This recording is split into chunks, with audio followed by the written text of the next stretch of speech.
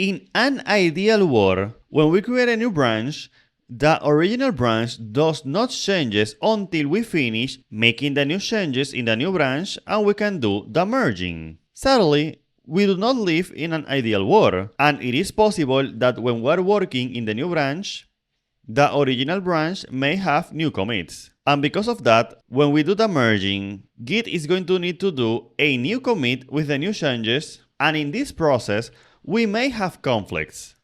Let's see first an example without conflicts. I want to create a new branch.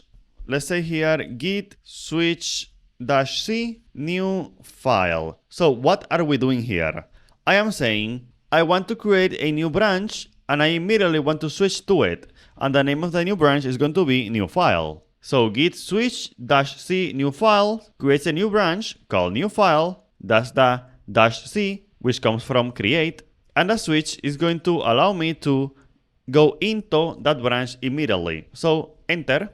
And as you can see, we are now in the new file branch. Now I want to create a new file here. So I'll say new file txt. And as you can see here, we have this new file txt here in this new file branch. Now I want to commit this. So git add, git commit, let's say adds new file. And now I want to go back to the master branch. Let's remember that we have this here, right?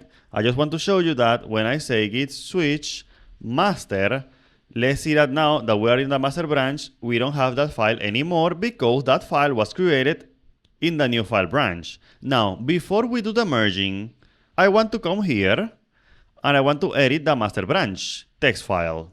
So let's come here and let's say here, new changes that were made while we were working on the other branch. All right, so let me save here and let's come here, git commit -am, and let's say here, modifies text file, enter. All right, so we have this scenario. We have the master branch. We created a new branch from it, which is the new file branch. Some changes were made into it, but also after we created this new file branch, we made some changes into the master branch. And of course, these changes are not into the new file branch.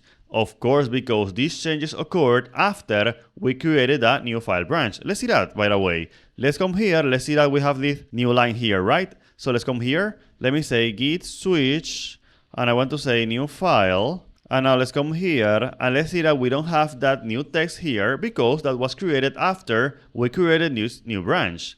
So let's come back to the master branch. Now we have the text here, but we don't have that new file here. So I want to merge now. Let me say git merge new file. So I want to merge from the master branch, the new file branch. Enter. And we're going to see that Visual Studio Code is going to be open because, as I mentioned before, we need to create a new commit with the changes made on the new file branch. I can leave this name. I think it is fine. Merge branch new file is fine by me.